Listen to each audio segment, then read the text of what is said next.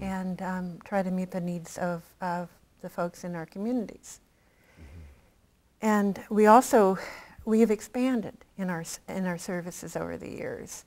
And we really, truly are integrating those services. Besides the primary health care, we provide mental health services. We have a licensed clinical social worker on staff now.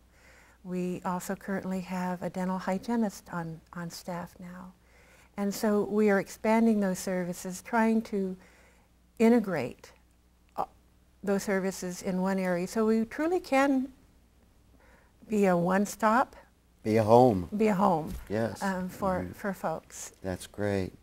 So you mentioned the Community Health Center status.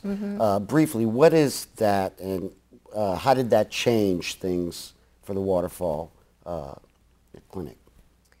Well, we are now a federally qualified community health center. And along with, that's a federal designation, and it's a very competitive process, and whereby we have to fulfill certain requirements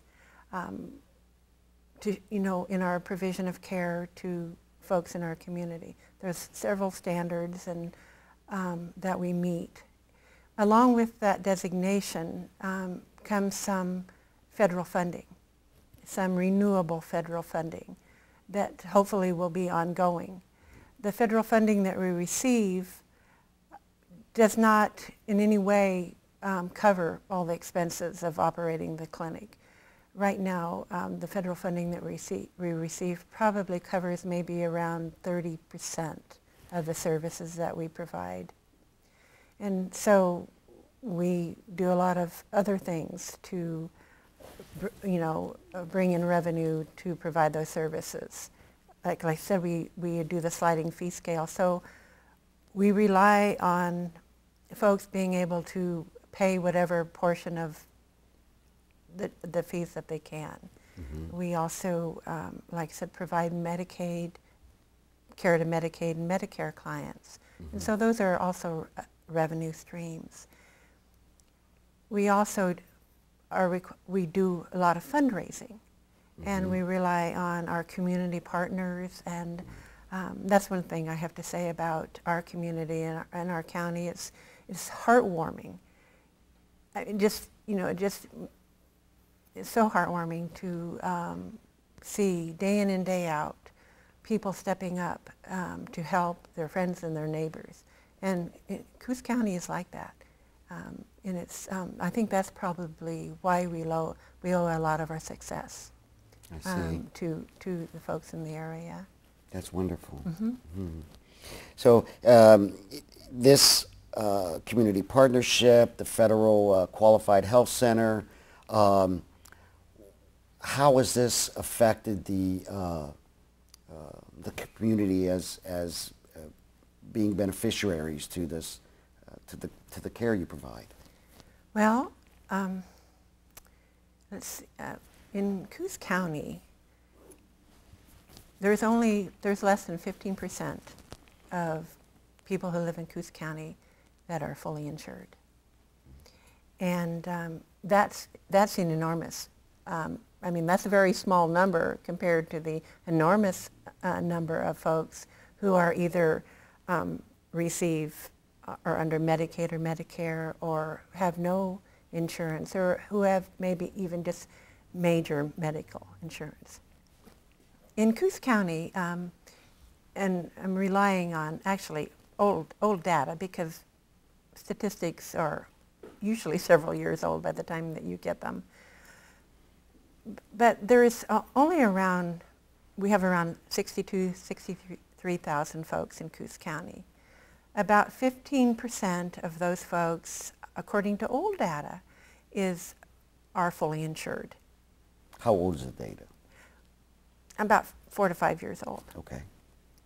And what we know about that is that's even changed more recently within the last couple of years as our economy has further declined, and we know there's more and more people all the time that are falling off the insurance rolls. Yes. As more and more people become unemployed. And that's been a significant number just since last July. You've seen that through the clinic, people coming in. Oh, definitely. We've seen that through the clinic. Mm-hmm. And getting back to some of those stats, and those are not always very interesting, but I think it really shows a good picture of, 15% of 67,000 people is not very many people that really have what you'd call fully covered by insurance. Yes. And so then the rest of those folks are made up by Medicare, Medicaid, people who are working but can't afford the high cost of insurance, and children and and families and such. So there's this large group of individuals that really are this large group that don't have any place to go. We have wonderful physicians in the area. But we have a issue also with access to care simply because, not because of people don't have health insurance, but because the physicians' practices are full. So we have a combination of problems. I see.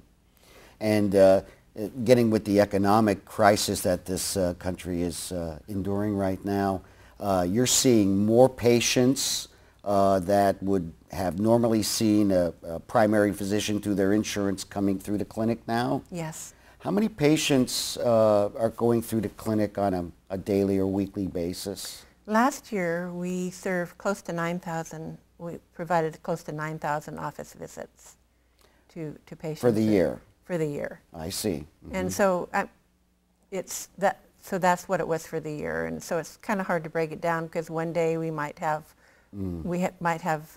more available staff, more capacity, so we'll serve more folks on some days than others. What we're limited by is basically our capacity. So the number of providers that we have, physicians or nurse practitioners, or the number of providers that we have to provide the care to the patients. But generally, are you seeing an upswing of the 9,000? You think you're on par to meet that figure or exceed that? Well, we have far more people than that are calling in and requesting to be seen. But we don't have the capacity necessarily to see them. We just don't have the open office visit slots. I see. So we could serve a lot more folks if we had more people on staff. I guess that's. And speaking of staff, how many people do you employ? Throughout the clinic, we have around 35 folks working for us now. We started out with 2 of us way back, and before that was just volunteers. But we have 35 right now. We have 5 nurse practitioners, full and part-time. We're just getting ready, actually, which is very exciting for us, to add a couple new positions, a couple of new providers to our staff. So we anticipate that we'll be able to serve more people in the very near future. That's great. That's great. Speaking of services, beyond the health services and the dental that you provide, I've heard something about a school-based program. Can you explain what that is? We have a school-based health center.